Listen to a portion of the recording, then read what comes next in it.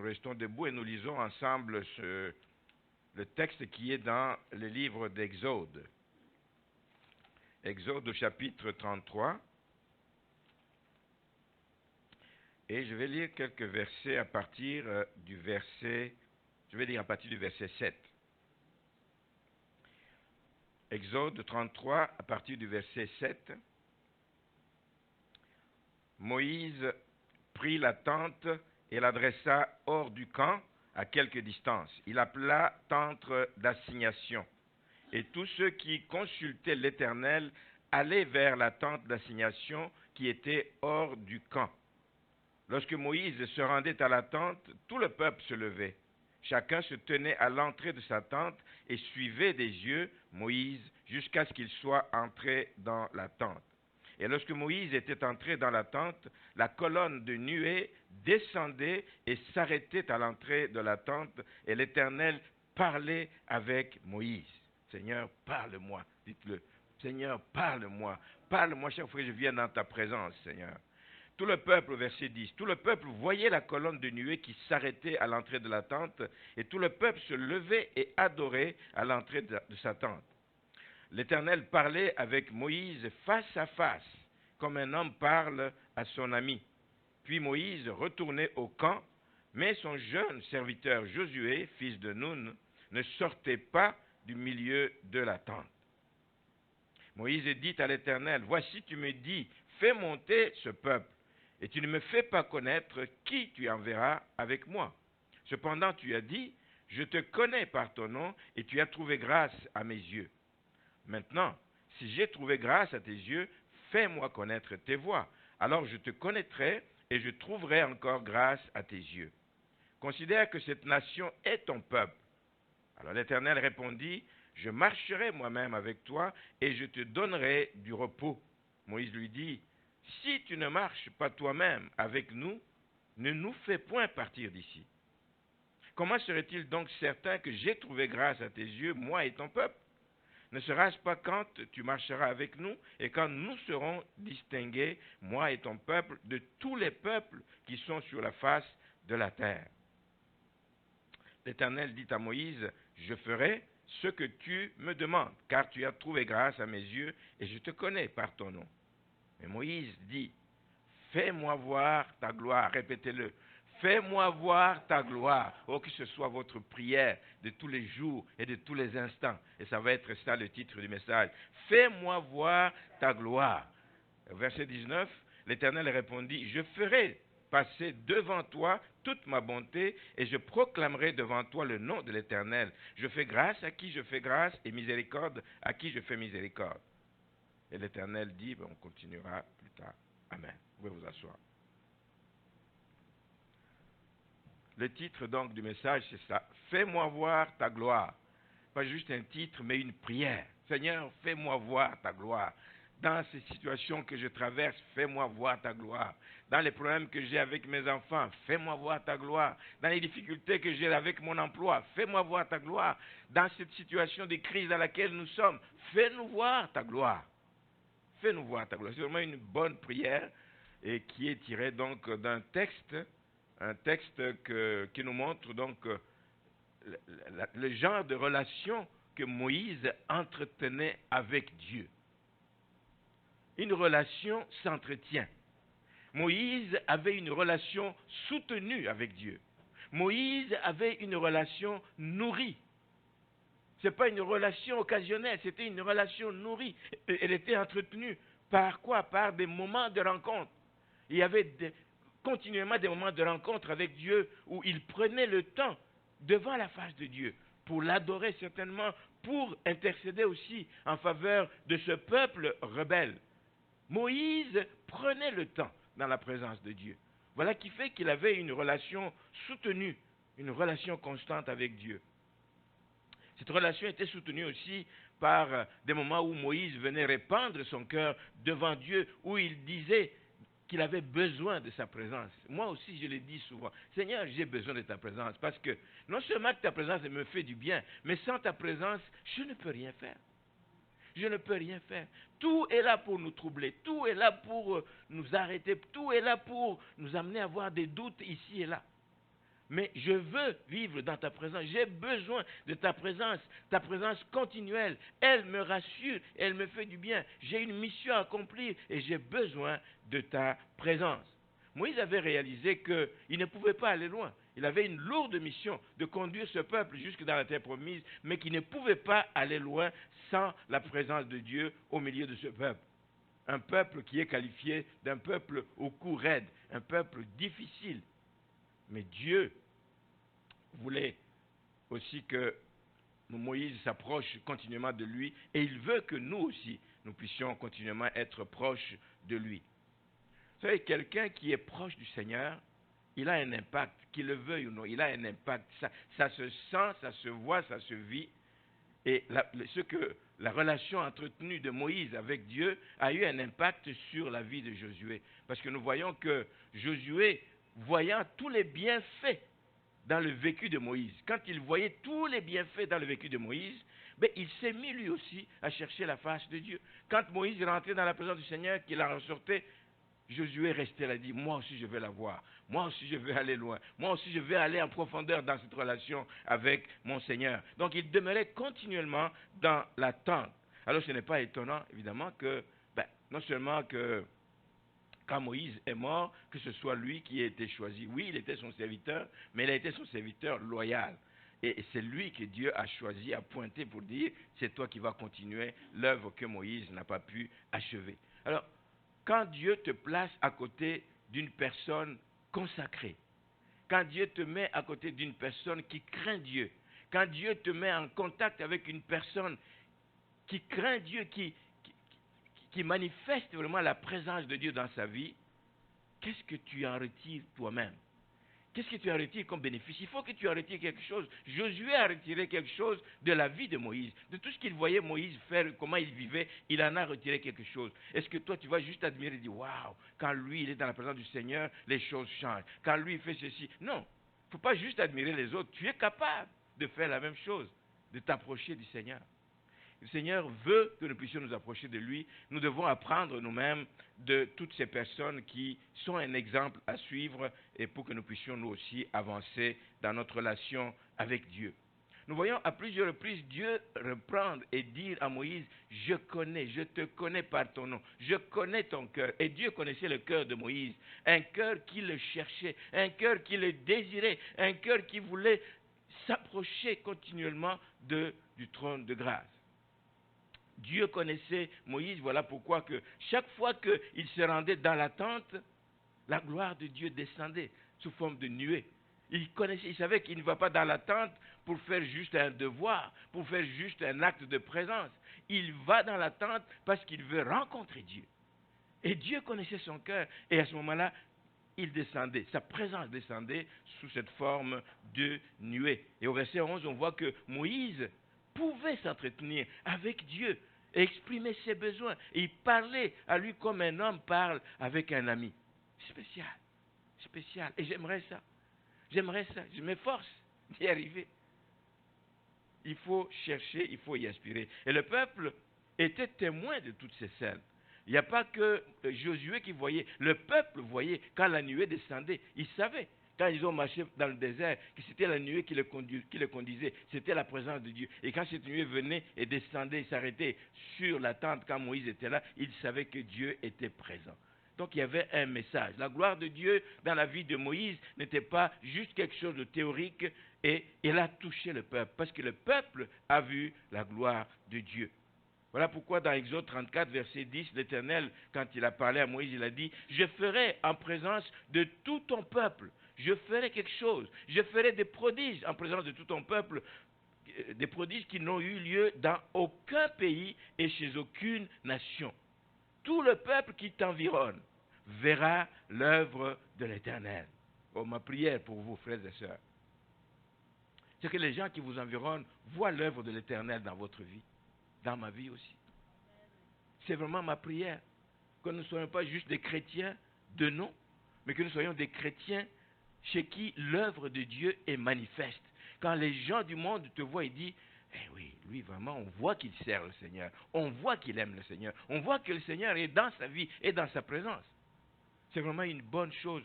Et Dieu accomplira par toi, ce que Dieu accomplira par toi inspirera de la crainte. Donc, toutes ces possibilités ont été offertes à Moïse. Elles peuvent être offertes à vous aussi. Et je pense que chacun de nous ici aimerait avoir une telle relation que Moïse avait avec Dieu.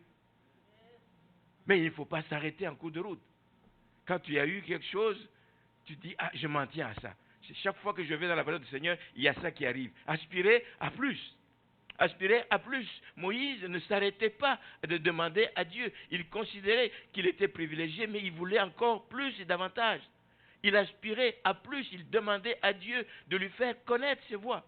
Il dit, je ne connais pas de nom. Il dit, mais fais-moi connaître tes voies. Fais-moi connaître tes plans. Je ne veux pas marcher comme quelqu'un qui marche comme ça à tâtons, mais je veux connaître tes voies. Et il allait plus loin encore jusqu'à dire, fais-moi voir ta gloire. Fais-moi voir ta gloire. Ça, c'est oser. Fais-moi voir ta gloire. Je veux voir ta gloire dans ma vie. Et je voudrais vous dire, frères et sœurs, que quand vous marchez dans la volonté de Dieu, alors ne vous limitez pas dans vos demandes. Moïse ne s'est pas limité, mais Dieu ne lui a pas reproché. Dieu n'a pas dit, écoute, Moïse, je t'en ai déjà donné beaucoup. Hein. Je t'ai déjà nommé à la tête de ce peuple. Je t'ai déjà fait traverser. Je t'ai déjà donné la faveur devant Pharaon. Mais non, Dieu ne lui a pas dit ça. Plus tu en demandes. Mais quand tu es dans la volonté de Dieu, plus Dieu va te donner. Alors ne vous arrêtez pas, ne limitez pas, ne vous limitez pas vous-même et ne limitez pas la main de Dieu d'agir non plus dans votre vie. Mais il faut évidemment que la motivation soit bonne.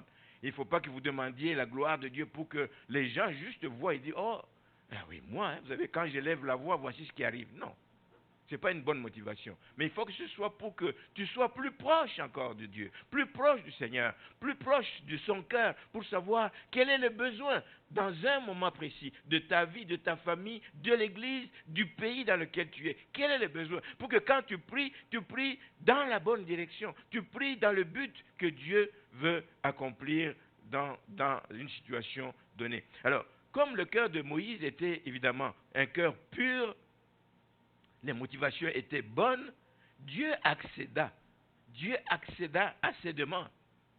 Mais il lui a dit, il a précisé quand même quelque chose.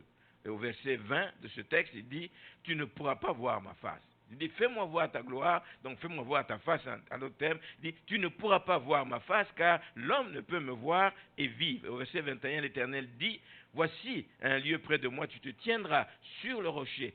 Quand ma gloire passera, je te mettrai dans un creux du rocher et je te couvrirai de ma main jusqu'à ce que j'aie passé. Et lorsque je retournerai ma main, tu me verras par derrière, mais ma face ne pourra pas être vue. Tu veux voir ma gloire, mais tu ne verras pas ma face. Tu entendras ma voix. Et oui, quand le Seigneur est venu, il a entendu sa voix. Dieu qui disait tous ces noms, etc., que nous voyons dans la suite du texte au chapitre 34, verset 6, quand l'Éternel descendit dans une nuée, se tint là auprès de lui et proclama le nom de l'Éternel. Et l'Éternel passa devant lui et s'écria. La présence de Dieu était là parce qu'il a parlé, il a entendu sa voix. L'Éternel, Dieu miséricordieux et compatissant, lent à la colère, riche en bonté. Dieu est en train de décliner qui il est pour Moïse. Il se présente, il dit, me voici Moïse. J'aime ça, frères et sœurs. Tout ça pour dire quoi?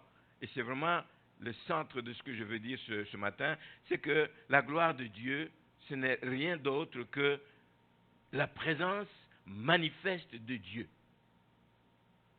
dans une vie, dans une situation difficile que quelqu'un traverse, dans l'église, dans la famille, dans ton couple. C'est la présence manifeste de Dieu. C'est là où tu dis, ça c'est le doigt de Dieu. Ça c'est la main de Dieu qui a fait ça. Voilà la gloire de Dieu. La gloire de Dieu, ce n'est pas quand il y a trop de fumée, qu'on feint. On essaie d'imiter la gloire de Dieu en se référant à ce qui s'est passé dans le temps, dans le temple lors de la dédicace. Hein. Il y a eu beaucoup de fumée qui a révélé donc que la présence de Dieu était là. Mais alors dans certaines églises, parfois, on veut faire la même chose. Donc, quand la louange est forte, là, ils allument des choses. Non, il ne faut pas feindre la présence de Dieu. La présence de Dieu, c'est quelque chose qui n'est pas physique, parce que les gens doivent le voir. Non. tu peux le sentir, tu peux simplement y croire et tu peux le voir à travers les faits et les gestes et les choses qui arrivent dans ta vie. La gloire de Dieu, ce n'est pas non plus ce qu'on peut vivre dans un rassemblement des enfants de Dieu. Un bon moment de louange, un bon moment d'adoration, quand il y a des foules là, et il y a beaucoup d'émotions. Des gens peuvent pleurer, des gens peuvent sauter, des gens peuvent, écoutez, lever les mains, crier dans tous les sens. Alors, beaucoup de gens s'arrêtent là et disent, oh, la gloire de Dieu est là. C'est peut-être vrai. Ce n'est pas à cause de tout ce bruit, à cause de toute cette scène, à cause de tous ces mouvements que la gloire de Dieu est là. Mais la gloire de Dieu, quand elle est là parce que Dieu agit, parce que Dieu fait quelque chose. La chose peut être visible, la chose peut ne pas être visible tout de suite, mais Dieu est à l'œuvre dans une vie. Parce que moi je pense qu'il y a, et je suis convaincu que quand la gloire de Dieu descend dans une vie, il y a nécessairement une suite. Une suite qui va se voir, une suite qui va se manifester dans la vie de la personne. Il va y avoir des conséquences qui seront visibles dans la vie d'une personne, dans le vécu d'une personne. Donc, dans ce grand mouvement, il peut y avoir effectivement des gens qui ont été touchés, saisis par la gloire de Dieu. Il peut y avoir des guérisons qui ne vont pas nécessairement se faire sentir tout de suite, mais que rendu à la maison ou au prochain rendez-vous du médecin, il dit, ben, je ne vois plus rien de ce que tu avais. La gloire de Dieu est descendue et a agi dans la vie. Il peut y avoir des guérisons, il peut y avoir des révélations, des situations, des paroles de connaissance qui sortent. La gloire de Dieu est présente. Il peut y avoir des décisions importantes. Quand Dieu agit au plus profond du cœur d'une personne, il y a des personnes qui, pendant ce moment, prennent une décision avec laquelle ils ont eu de la difficulté. Une décision qui va amener la personne à une transformation radicale.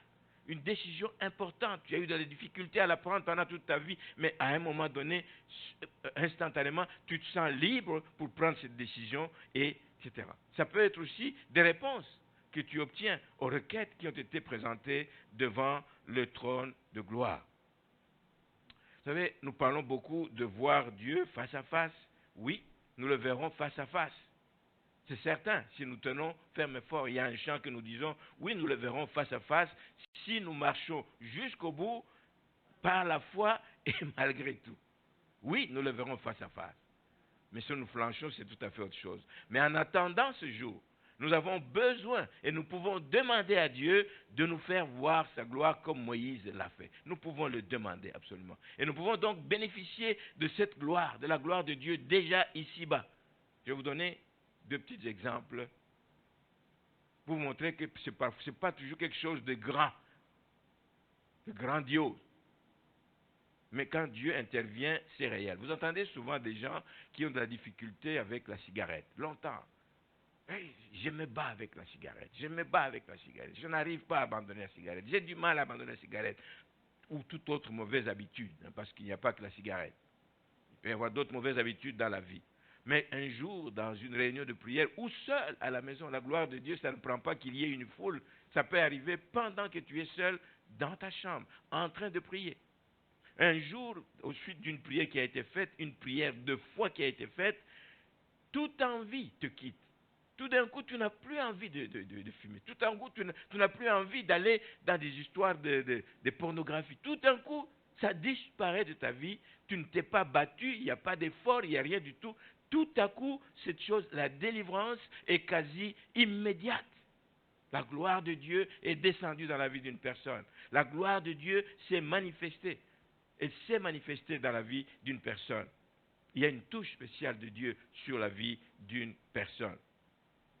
De vous partager aussi quelque chose qui nous est arrivé. Il y a deux choses qui sont similaires, mais une qui est arrivée quand nous étions encore en Afrique. Au moment où nous devons quitter pour venir ici au Canada, pour séjourner ici, et il nous fallait vendre nos biens, hein, il fallait nous vendre notre maison notamment. Et bon, ben, c'est ça. Donc, aussitôt que nous avons eu les papiers, nous avons dit, ben, il va falloir qu'on trouve un acheteur. On n'a pas encore pris contact avec un agent immobilier ou un commissionnaire pour vendre la maison. Et là, évidemment, nous sommes tranquilles. Nous disons, le Seigneur qui a ouvert cette porte, c'était ça notre prière. Seigneur, toi qui as ouvert cette porte pour qu'on parte, c'est toi qui feras en sorte que nous arrivions à vendre cette maison. Laissez-moi vous dire que c'était une période où il y a toujours des périodes où il n'y a pas de vente de maison, ou soit qu'il y a trop de maisons sur le marché. C'était le cas à ce moment-là. Beaucoup de gens pleuraient. Ils voulaient vendre leur maison pour des tas de raisons, mais ils ne trouvaient pas d'acheteurs. Ils ne trouvaient pas d'acheteurs. Mais le Seigneur nous a fait grâce et le Seigneur, sa gloire s'est manifestée dans notre vie à la suite de nos prières sans qu'on ait cherché. Je vous dis, on a parlé à quelqu'un qu'on partait, mais sans qu'on ait cherché un vendeur. Un jour, on nous met en contact avec quelqu'un, on dit, mais Jean, tu vendais une maison? Est-ce que tu la vends encore? Je dis oui. Mais pourquoi tu ne le proposes pas à cette personne? Le même jour, on est parti avec la personne, il a vu la maison, il l'a aimée. Il a dit, waouh, moi j'aime, en tout cas, ça ne dépendait que de moi, tout de suite je l'ai acheté, au même prix que nous avons demandé. Au même prix que nous avons demandé. Il dit, donne-moi 48 heures, je vais parler avec ma femme, ensuite si c'est ok, je vous paye. Il est parti et 24 heures après, il nous rappelle, il dit, non, donnez-moi le numéro de compte, je vous donne le numéro de compte, il a transféré l'argent. Vous ne comprenez peut-être pas pourquoi j'appelle ça la gloire de Dieu, l'intervention manifeste de Dieu, parce que je sais les conditions dans lesquelles on était là-bas. Quand quelqu'un vendait une maison à cette époque, tu es passé par des commissionnaires, donc il a dû parler à beaucoup de gens, et on sait qu'on a vendu la maison. Tu peux être certain que la même nuit, tu vas être visité par des bandits, parce qu'ils savent que tu as reçu l'argent. Ils pouvaient venir là. Nous, l'argent, il n'y a pas eu. Personne n'a jamais su quand on a vendu la maison. Personne. Gloire de Dieu. La gloire de Dieu. La gloire de Dieu s'est manifestée. Là, nous sommes en train de vivre quelque chose.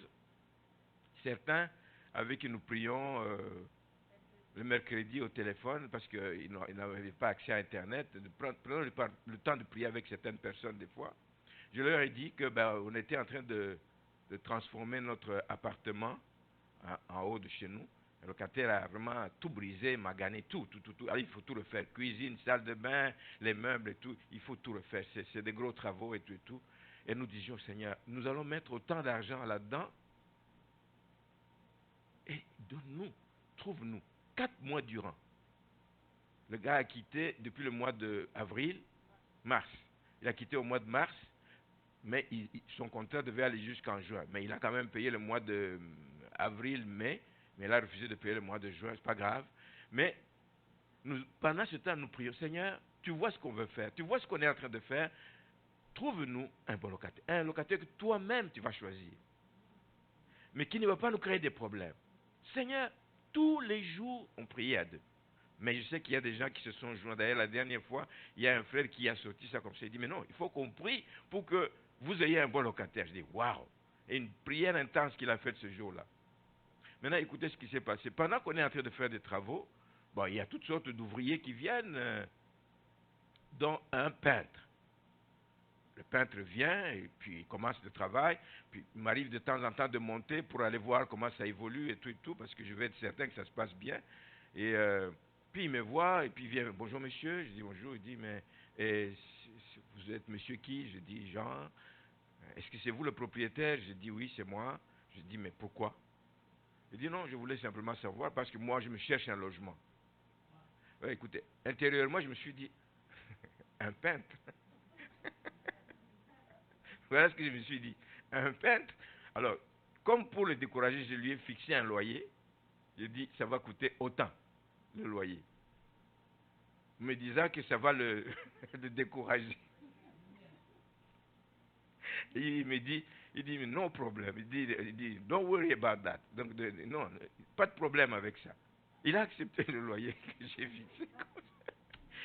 Ah, il dit, par contre, il faut que je vérifie avec ma femme. Il faut que je vérifie avec ma femme ce qui va se passer et tout. Puis il est parti, il est revenu, il n'a rien dit. 2 jours, 3 jours. Moi, je ne lui ai plus jamais rien demandé. J'ai dit, écoute, sans doute que sa femme, elle nous avait dit qu'elle n'aime pas Montréal. Bon, je dis, écoutez, si elle n'aime pas Montréal, c'est pas grave. Moi, j'ai laissé passer. Il y a 2 jours, là, il revient à la charge. Il me dit, en me suppliant, moi, je cherche un locataire. C'est que la période de location, de déménagement est terminée. Donc, c'est plus difficile de trouver un locataire pendant ce temps. Je le vois chez mon voisin, un plus bel appartement et tout. Mais il a affiché depuis X temps, mais il ne trouve pas. Mais nous avons continué à prier, Seigneur, un bon locataire qui ne va pas nous créer des problèmes, mais qui va payer et tout.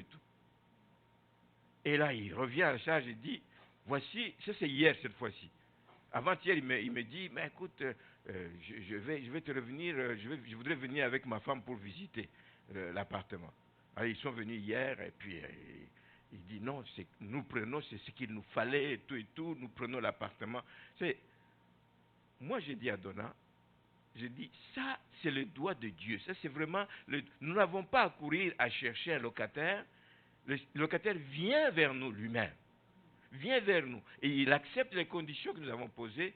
Et on a eu des assurances que ce n'est pas quelqu'un qui est à risque. Mais alors, pas du tout. C'est vraiment pas... Juste méfiez-vous des apparences. Parfois, on dit, il est peintre. Non, non, non, non. C'est un monsieur qui est bien assis dans la vie, il doit avoir hérité d'un gros montant, etc. Si vous voyez les autos avec lesquelles il roule, tout. Donc, c'est un monsieur qui est capable de payer. Et sa femme qui nous inquiétait, elle a aimé. Dieu répond aux prières, et quand Dieu se manifeste dans des situations comme ça, c'est la gloire de Dieu qui se manifeste dans la vie d'une personne. C'est la gloire de Dieu. Ne minimisez pas des choses. Dites, ouais, c'est normal qu'il y ait un locataire. Ne minimisez pas les choses. Nous avons prié pendant 4 mois, tous les soirs. Et quand Dieu répond, nous voyons sa main, nous voyons sa gloire. Et je bénis le Seigneur et je remercie ceux qui étaient au courant, donc qui ont prié pour ce sujet.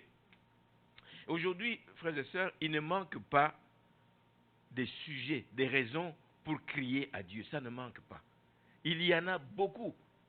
Il y a des sujets pour lesquels nous voulons voir la gloire. Des problèmes s'accumulent dans des familles, dans des couples. On ne voit pas d'exaucement. Mais nous continuons à prier et nous croyons que si nous prions selon la volonté de Dieu, si nous prions avec foi, nous verrons ces choses arriver. L'ennemi s'acharne sur les chrétiens. C'est une évidence. Il veut les égarer, il veut les refroidir. L'ennemi veut diviser les familles. L'ennemi travaille fort dans ce sens. C'est des sujets de prière où nous voulons voir la gloire de Dieu, que cette situation change du tout au tout. Le monde envahit l'Église. Nous devons prier, nous voulons voir la gloire de Dieu dans notre Église, même si nous chantons des chants que beaucoup de gens n'aiment pas. Peu importe. Mais ce que nous voulons, c'est la gloire de Dieu. C'est que quand nous élevons la voix, c'est que quand nous faisons de louanges, c'est que ce sont des louanges qui montent comme un parfum de bonne odeur. Le monde ne doit pas rentrer dans l'église des sujets de prière. Nous devons continuellement dire, fais-nous voir ta gloire. Dans notre petite église, fais-nous voir ta gloire. Dans nos situations personnelles en famille, fais-nous voir ta gloire, Seigneur. Et c'est ma prière. La Bible dit d'ailleurs dans le psaume 37, fais de l'Éternel tes délices. C'est ça notre part. Et il nous donnera ce que notre cœur désire. Faire de l'Éternel des délices, ce n'est pas quelque chose de ponctuel, que tu fais de temps en temps, quand ça te tente. Non, faire de l'Éternel des délices, c'est une vie. C'est un mode de vie, c'est le sens même de la vie d'un enfant de Dieu. Et ça implique qu'il y a un prix à payer. Tu ne peux pas dire, je vais faire de l'Éternel des délices. Il y a un prix à payer. Il est parfois lourd, ce prix à payer, si vous voulez voir la gloire de Dieu dans vos vies et dans notre Église aussi. C'est pour ça que j'aime quand souvent notre frère élève la voix, il prie, d'autres personnes aussi prient dans ce sens, nous voulons qu'il y ait des manifestations de la puissance de Dieu comme c'était dans l'Église primitive. Oui, mais si c'est arrivé dans l'Église primitive, c'est qu'il y a des choses qu'il faisait que peut-être nous on ne fait pas. C'est ça. Fais-nous voir la manifestation. Mais y a-t-il des choses? Si nous disons ça, ça sous-entend qu'on voit de moins en moins de ces manifestations dans la vie des enfants de Dieu, dans la vie de l'Église. Mais qu'est-ce qui s'est passé? Qu'est-ce qui est arrivé au début qui ne se fait plus aujourd'hui? Dieu, lui, n'a pas changé. Sa puissance n'a pas diminué. Son désir d'intervenir dans la vie des enfants de Dieu n'a pas changé. Mais qu'est-ce qui s'est passé? Le livre des Actes des Apôtres, à plusieurs endroits, nous n'allons pas lire, nous rapporte plusieurs éléments. D'abord, on nous dit qu'ils étaient remplis du Saint-Esprit.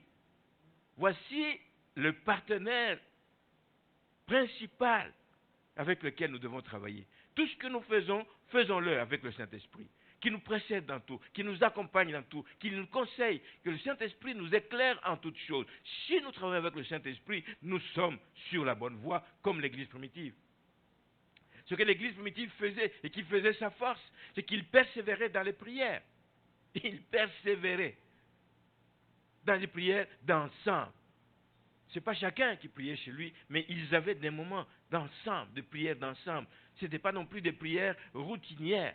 C'était des prières d'un cœur comme un cœur qui agonise. Vous savez, quand tu pries, quand tu es dans une situation difficile, ce sont ces prières qui sortaient. Ils voulaient voir la gloire de Dieu, une prière qui sortait du fond du cœur.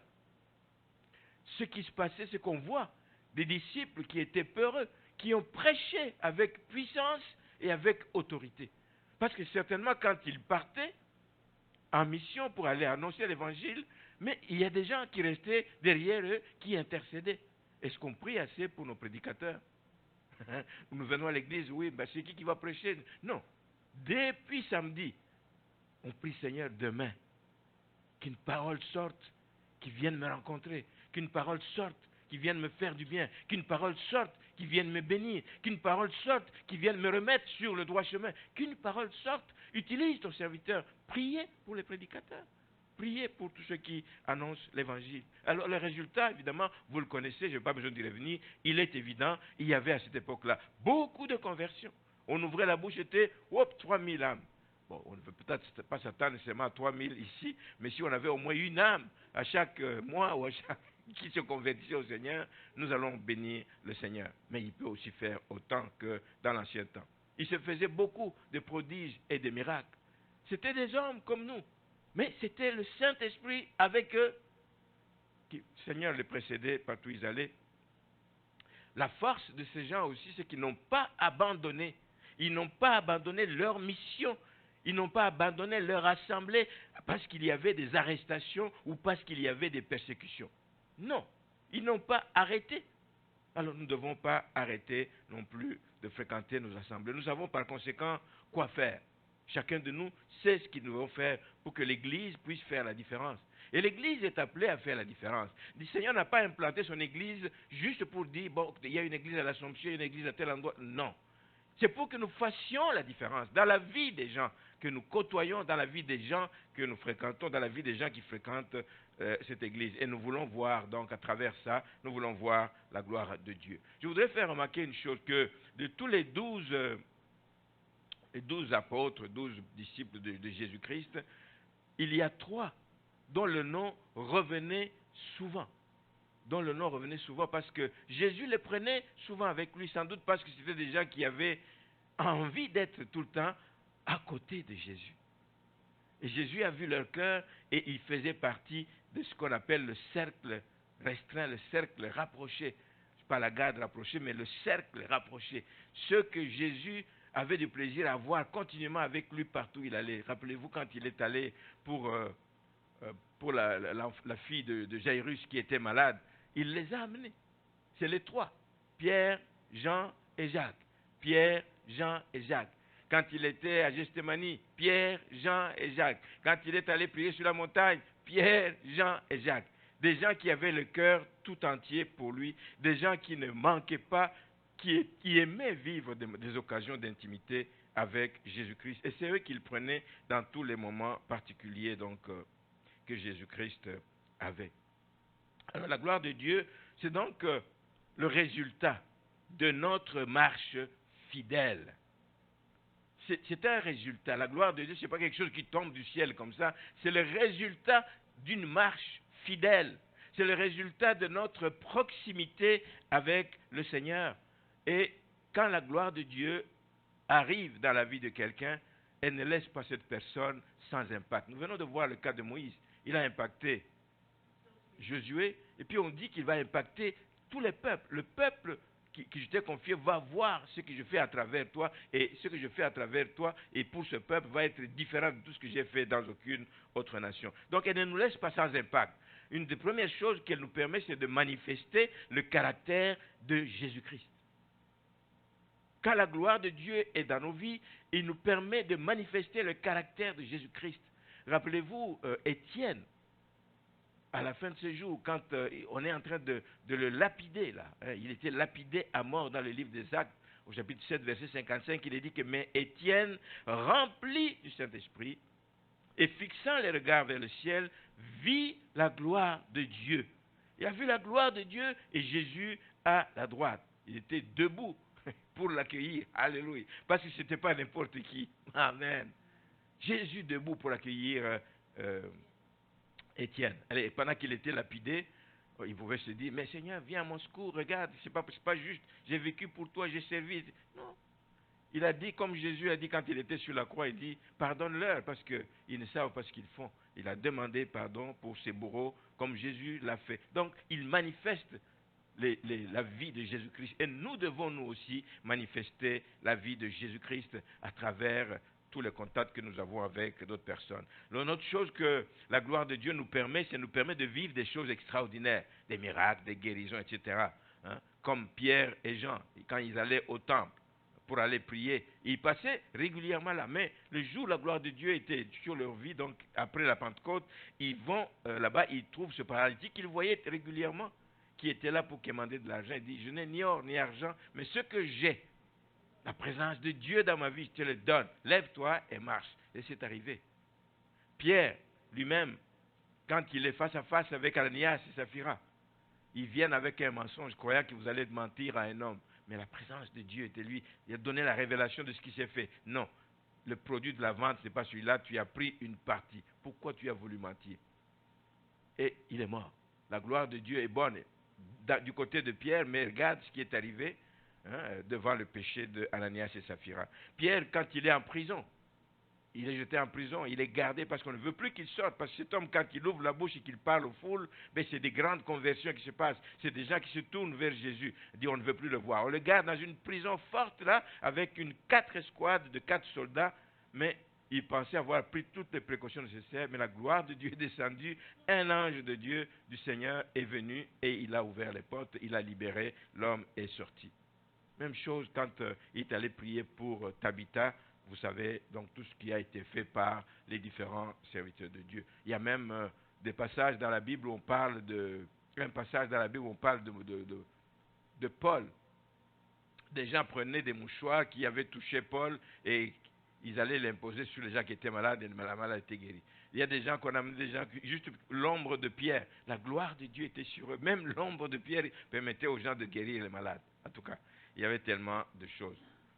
Le problème ici, c'est qu'il y a des gens qui veulent partir de ces faits pour dire, ben moi aussi je vais faire des mouchoirs. C'est pas ça. Est-ce que la gloire de Dieu est dans ta vie? Il faut faire attention. Faut faire attention. L'onction là qu'on fabrique, ce n'est pas du tout ça. Là. Ce que la gloire de Dieu fait aussi, et qu'on ne doit pas minimiser, c'est qu'elle nous élève. Nous ne devons pas nous élever nous-mêmes. Laissez la gloire de Dieu dans votre vie vous élever aux yeux de ceux qui vous entourent. Paul le dit aux Galates, en parlant de ses 3 disciples, Pierre, Jean et Jacques, il dit ceci, qu'ils étaient regardés par les autres, par les membres de l'Église. Ils étaient regardés comme des colonnes de l'Église. Qui les a placés comme colonnes de l'Église? La gloire de Dieu. Amen.